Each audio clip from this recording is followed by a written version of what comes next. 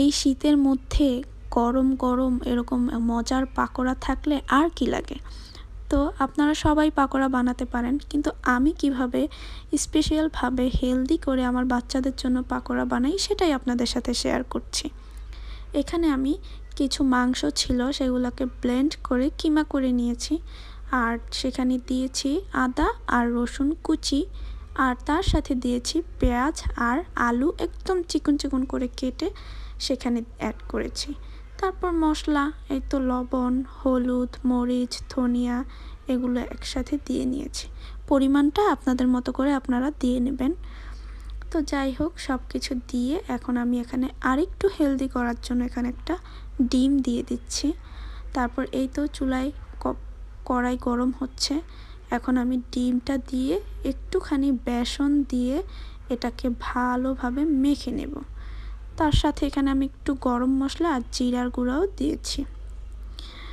তো যাই হোক, এখন এটাকে ভালোভাবে মাখিয়ে একদম ছোট ছোট করে, একটু স্বাদের জন্য এখানে আমি একটুখানি ম্যাজিক মশলা অ্যাড করেছিলাম, আপনারা চাইলে এটা অ্যাভয়েড করতে পারেন। তারপরে এই যে বেসন দিয়ে এটাকে মাখিয়ে গরম হালকা করে তেলটা গরম হয়ে আসলে সেখানে ভেজে নেব। বাচ্চাদেরকে এভাবে বানিয়ে দিলে ওরা অনেক মজা করে খাবে, আর এটা অনেক হেলদিও। এই শীতের মধ্যে এরকম গরম গরম পাকোড়া হলে আর কিছু লাগে।